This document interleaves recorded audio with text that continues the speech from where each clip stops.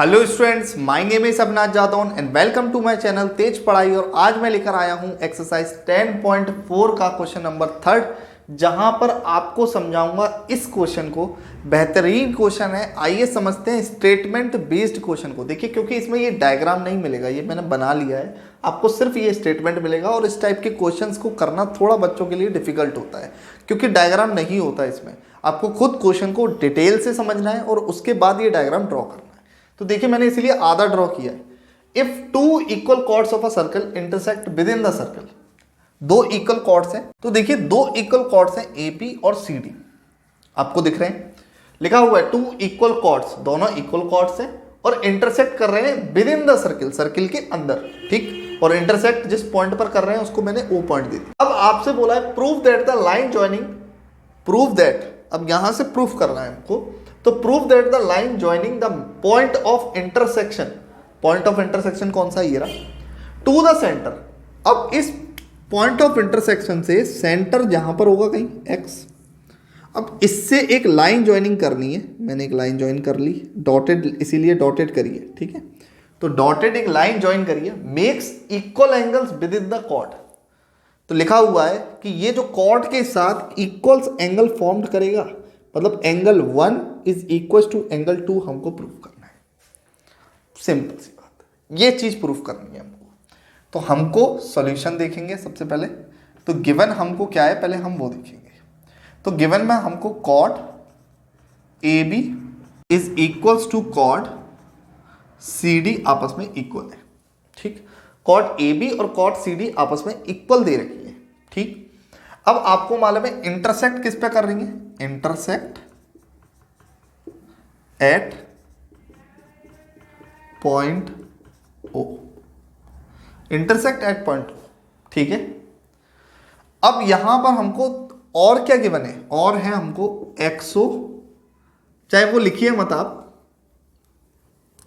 तो अब हम चलते हैं इसके प्रूफ की तरफ। तो टू प्रूफ हमको क्या करना है, तो हमको मालूम है टू प्रूफ करना है angle 1 is equal to angle 2। Angle 1 और एंगल 2 को हमको एक्सप्लेन करना है, इक्वल बताना है, ठीक है, क्यों है इक्वल। अब यहां पर हमको कंस्ट्रक्शन करना है।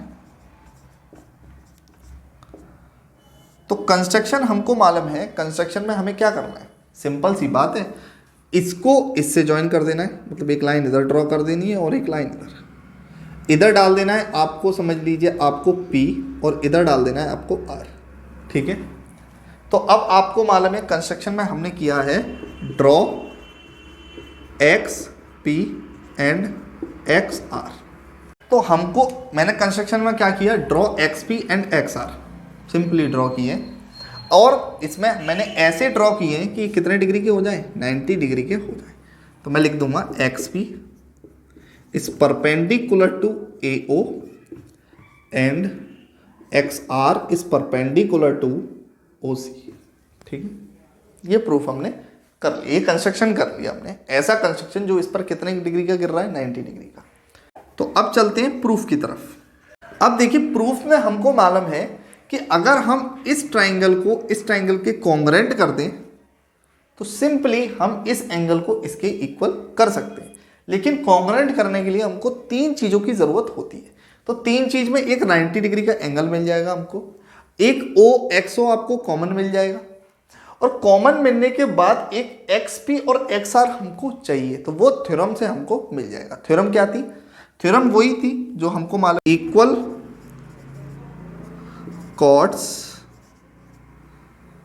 Chords are equidistance from the center of the circle। लिख दिया मैंने, equal chords are the equal distance from the center of a circle. जो इक्वल कॉर्ड्स होती हैं वो इक्वल डिस्टेंस होती है सेंटर ऑफ द सर्कल से, ठीक है।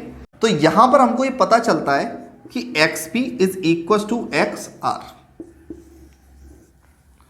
ठीक है। और इसको बना लेंगे हम इक्वेशन फर्स्ट।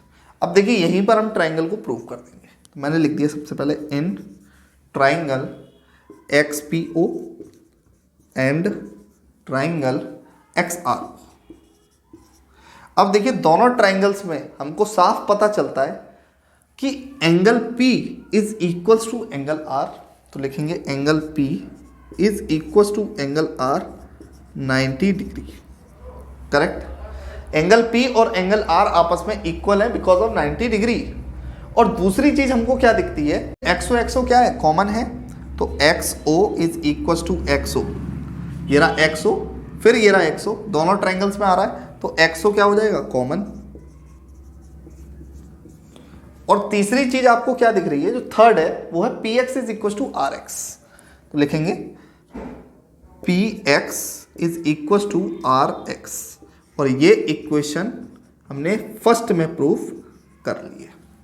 अब तीनों को देखें हम, तो राइट हाइपोटेनिस साइड, तो राइट RHS रूल से ये कॉन्ग्रुएंसी प्रूफ होती है।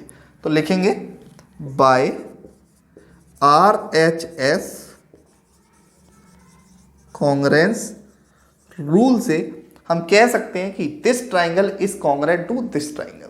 तो यहां पर हमको साफ दिख रहा है कि ट्राइंगल, यहां से अब मैं यहां पहुंच चुका हूं, ट्राइंगल XPO साफ दिख रहा है कि triangle XPO is congruent to triangle XRO।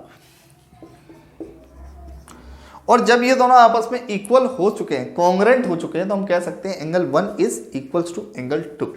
लिखेंगे angle 1 is equals to angle 2, और ये कैसे हुए, बाय CPCT से हो गए, corresponding parts of congruent triangle.